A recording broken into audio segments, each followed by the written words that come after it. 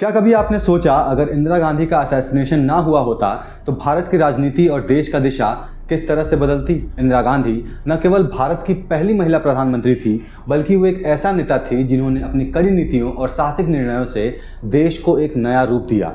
लेकिन क्या होता अगर वो जीवित रहती। आज हम इंदिरा गांधी के असैसिनेशन की कहानी और उनके पीछे छिपे गहरे राजनीतिक और सामाजिक कारणों की चर्चा करेंगे और साथ ही इस पर विचार करेंगे कि अगर इंदिरा गांधी जीवित होती तो वो भारत का भविष्य कैसे होता। इंदिरा गांधी का जन्म 19 नवंबर 1917 को हुआ था। वो जवाहरलाल नेहरू की बेटी थी जो भारत के पहले प्रधानमंत्री बने। उनका राजनीतिक सफर 1955 में कांग्रेस पार्टी में शामिल होने के साथ ही शुरू हुआ और जल्द ही उन्होंने पॉलिटिकल एक्यूमेन और लीडरशिप क्वालिटीज के जरिए खुद को एक प्रमुख नेता के रूप में स्थापित कर लिया। 1970 में इंदिरा गांधी ने भारत की पहली महिला प्रधानमंत्री बनने का इतिहास रच दिया। उनकी डिटर्मिनेशन और करिश्मा ने उन्हें इस उच्च पद तक पहुंचाया, जबकि उस समय भारत में पुरुषों का वर्चस्व था। वो एक ऐसी नेता बनकर उभरी जिन्होंने अपने पॉलिटिकल राइवल्स को मात दी और अपने विजन्स को लागू करने में पूरी तरह से सफल रही। इंदिरा गांधी की नीतियों में सोशलिस्ट पॉलिसी, नेशनल यूनिटी और एक फर्म गवर्नेंस स्टाइल शामिल थे। उन्होंने गरीबों के उत्थान के लिए कई योजनाएं बनाई, जैसे कि ग्रीन रेवोल्यूशन, जो खाद्य उत्पादन के लिए बढ़ाने के लिए बहुत ज़्यादा अच्छी थी, और उनकी मजबूत नीतियों ने भारत को एक नया आइडेंटिटी दिया।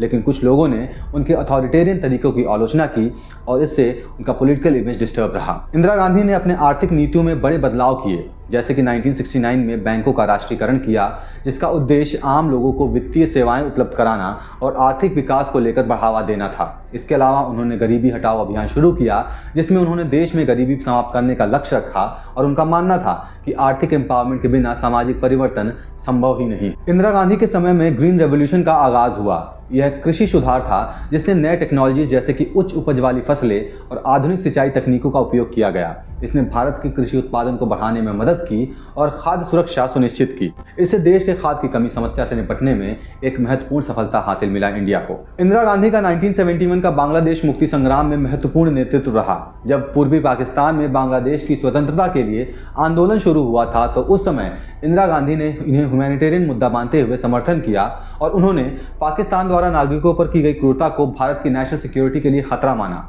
3 दिसंबर 1971 को इंदिरा गांधी ने पाकिस्तान के खिलाफ युद्ध की घोषणा की, जिससे भारतीय सेना को बांग्लादेश में प्रवेश का अधिकार मिला। भारतीय सेना ने मात्र 13 दिन में पाकिस्तान को पराजित किया और बांग्लादेश को फ्रीडम दिलाई। यह जीत इंदिरा गांधी की एक पावरफुल लीडर के रूप में पहचान को मजबूत करती है और भारतीय राजनीति में एक स्वर्णिम अध्याय के रूप में याद की जाती है। हालांकि इंदिरा गांधी की नेतृत्व शैली हमेशा से प्रशंसा की पात्र नहीं रही। 1975 में उन्होंने आपातकाल यानी कि इमरजेंसी की घोषणा की, जिसमें उन्होंने अथॉरिटेरियन शासन लागू किया। यहाँ पर अथॉरिटेरियन शासन एक ऐसा राजनीतिक सिस्टम होता है जिसमें सत्ता एक व्यक्ति, समूह या पार्टी के हाथ में केंद्रित होती है और जनता की स्वतंत्रता और अधिकारों को सीमित किया जाता है। इससे सरकार बिना जनता की भागीदारी के बड़े फैसले लेती है और विरोध की आवाज़ों को दबाने के लिए सख्त नियंत्रण का सहारा लिया जाता है। आपातकाल के समय में मीडिया पर कड़ी नजर रखी गई। सरकार ने प्रेस की स्वतंत्रता को बाधित किया और न्यूज़पेपर्स पर सेंसरशिप भी लागू किए। इसके कारण आम लोगों को सही जानकारी नहीं मिल पाई और लोकतांत्रिक प्रक्रिया पर सवाल उठने लगे। फिर 1984 में अमृतसर के स्वर्ण मंदिर में सैन्य अभियान यानी कि मिलिट्री ऑपरेशन ने सिख समुदाय को गहरी नाराजगी पैदा की। इस ऑपरेशन के दौरान मंदिर का अपमान हुआ, जिसने सिखों की धार्मिक भावनाओं को ठेस पहुंचाई। इसके परिणाम स्वरूप पूरे देश में सिखों के खिलाफ हिंसा और विरोध की लहर उठी थी। ऑपरेशन ब्लू स्टार, जो जून 1984 में अमृतसर के स्वर्ण मंदिर में हुआ था, उसने सिख समुदाय में गहरी नाराजगी पैदा की। इस सैन्य अभियान के बाद इंदिरा गांधी के सुरक्षा सलाहकारों ने उन्हें सुझाव दिया कि उन्हें अपने सिख बॉडीगार्ड को हटाना चाहिए, लेकिन इंदिरा गांधी ने इस सलाह को नज़रअंदाज कर दिया क्योंकि उनका मानना था यह उनके लिए ज़रूरी था कि वे अपने बॉडीगार्ड्स पर भरोसा करें, भले ही स्थिति कितनी ही तनावपूर्ण क्यों ना हो। इस संवेदनशील समय में 1984 का राजनीतिक माहौल बहुत ही वॉलेटाइल था। इंदिरा गांधी की नीतियों के कारण राजनीतिक विरोध और असंतोष बढ़ रहा था। आंतरिक राजनीति में सिखों का असंतोष और बाहरी तनाव, जैसे कि पाकिस्तान के साथ संबंध, इन सब ने इंदिरा की स्थिति को और कमजोर किया। इंदिरा गांधी की हत्या का दिन एक सामान्य दिन की तरह शुरू होता है, लेकिन कुछ ही घंटों में यह दिन भारत के इतिहास में एक काले अध्याय में बदल गया। उनके सिख बॉडीगार्ड विनीत सिंह और सतवंत सिंह ने उन्हीं के रेसिडेंट पर जाकर उन पर गोली चला दी। यह हमला इतना अचानक था कि किसी को इसकी उम्मीद भी नहीं थी। इंदिरा गांधी को अस्पताल ले जाया गया, लेकिन उनकी जान नहीं बचाई जा सकी। इस हत्या के पीछे कई कारण थे। ऑपरेशन ब्लू स्टार के बाद सिखों में जो गुस्सा भरा था वह इस कृत्य का सबसे मेजर रीजन बना। सिखों ने महसूस किया कि स्वर्ण मंदिर का अपमान और उनकी धार्मिक भावनाओं को ठेस पहुंचाने के लिए इंदिरा गांधी ही जिम्मेदार थी। यह सिर्फ एक व्यक्तिगत प्रक्रिया नहीं थी, बल्कि एक सांस्कृतिक और धार्मिक विद्रोह का प्रतीक था। अब जरा सोचिए, अगर इंदिरा गांधी का असैसिनेशन नहीं हुआ होता तो भारत का भविष्य किस दिशा में जाता। उनके नेतृत्व में देश और राजनीतिक सामाजिक परिदृश्य में क्या बदलाव देखने को मिलते और कैसे चेंजेस हम देखते हैं। इंदिरा गांधी को नीतियों को अथॉरिटेरियन कहा जाता था, खासकर उनकी स्ट्रिक्ट कंट्रोल की वजह से। अगर वो जीवित रहती तो संभव था कि वो भारत में पॉलिटिकल कंट्रोल और सख्त कर देती। हो सकता है कि इमरजेंसी की ऐसी कठोर नीतियों का सहारा दोबारा लिया जा सकता था। इससे लोकतंत्र कमजोर पड़ सकता था, क्योंकि इंदिरा गांधी अपनी सत्ता को और मजबूत करने के लिए अपोजिशन और मीडिया पर सख्त नियंत्रण जारी रख सकती थी। इसके परिणाम स्वरूप पॉलिटिकल फ्रीडम्स और सिविल राइट्स पर दबाव हमेशा के लिए पड़ सकता था। 1984 के ऑपरेशन ब्लू स्टार के बाद सिख समुदाय और भारत के बीच बहुत अधिक टेंशन बढ़ गए थे। अगर इंदिरा गांधी ने अपने असैसिनेशन से पहले अपने फैसले पर थोड़ा सा विचार किया होता तो सिख समुदाय के साथ उनके संबंध बेहतर हो सकते थे। शायद कॉन्फ्लिक्ट रेजोल्यूशन के लिए कंसिलिएटरी मेजर्स उठाती, जिससे दोनों पक्षों के बीच विश्वास फिर से बहाल होता। इससे पंजाब में कम्युनल हार्मनी कायम रखने में मदद मिलती और वो शायद असैसिनेशन से बच जाती। इंदिरा गांधी की मृत्यु के बाद उनके बेटे राजीव गांधी को अचानक राजनीति में आना पड़ा, जबकि वो पूरी तरह से तैयार नहीं थे।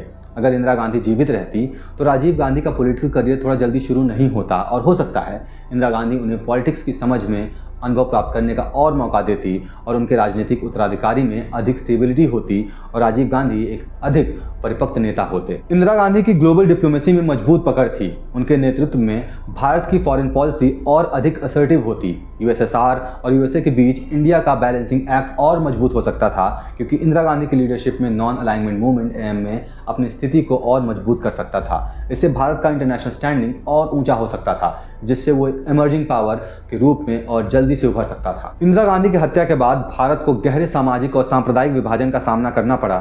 उनकी मौत के बाद जो रियॉट्स हुए उन्होंने देश में एक न्यू फेज ऑफ डिस्टर्ट को जन्म दिया, लेकिन उनके लीडरशिप डिसीजन ने इंडियन पॉलिटिक्स पर एक स्थायी छाप छोड़ी। उनके कुछ फैसले बेहद कंट्रोवर्शियल रहे, फिर भी उनके समर्थक उन्हें एक फियरलेस लीडर के रूप में देखते हैं। उनकी हत्या के बाद देश में पॉलिटिकल पोलराइजेशन बढ़ गया। कांग्रेस ने उनकी लीगेसी का फायदा उठाकर कई सारे चुनाव जीते। इंदिरा गांधी की नीतियां, चाहे वो आर्थिक सुधार हो या फिर इमरजेंसी के दौरान उठाए गए कदम, उसका प्रभाव आज भी भारत की राजनीति पर देखने को मिलता है। हालांकि उनकी अथॉरिटेरियन लीडरशिप स्टाइल की आलोचना भी होती रही, फिर भी उनकी विरासत एक ऐसी नेता की बनी रही जिसने देश को एक मजबूत पहचान दी। इंदिरा गांधी की हत्या के बाद सिख विरोधी दंगों ने देश को बुरी तरह से हिला दिया। उनकी मृत्यु ने रिलीजियस टेंशन को बढ़ावा दिया और अगर इंदिरा गांधी जीवित रहती तो शायद सिख समुदाय के साथ नए सिरे से बातचीत कर पाती, जिससे यह हिंसा टाली जा सकती थी। इंदिरा गांधी का इम्पैक्ट भारतीय राजनीति पर आज भी गहरा है। बैंकों का राष्ट्रीयकरण, उनके द्वारा चलाए गए नेशनल डेवलपमेंट प्रोग्राम्स आज भी चर्चा में हैं। उनका फियरलेस एंड डिसिसिव लीडरशिप आज के नेताओं के लिए एक उदाहरण बना हुआ है। भले ही उनकी नीतियां हमेशा से विवादित रही हो, लेकिन उन्होंने भारतीय राजनीति को एक नई दिशा दी। इंदिरा गांधी की कहानी सिर्फ एक नेता की नहीं, बल्कि एक ऐसी महिला की है जिसने इंडियन पॉलिटिक्स में अपनी एक अमिट छाप छोड़ी। अगर वो असैसिनेशन से बच जाती तो क्या भारत का पॉलिटिकल और सोशल लैंडस्केप अलग होता? क्या आपको लगता है कि उनके लीडरशिप में इंडिया एक अलग डायरेक्शन में बढ़ता? आप अपनी राय हमें कमेंट में नीचे ज़रूर बताएं। अभी तक हमारे साथ बने रहने के लिए धन्यवाद। मिलते हैं आपसे अगले वीडियो में, तब तक के लिए जय हिंद।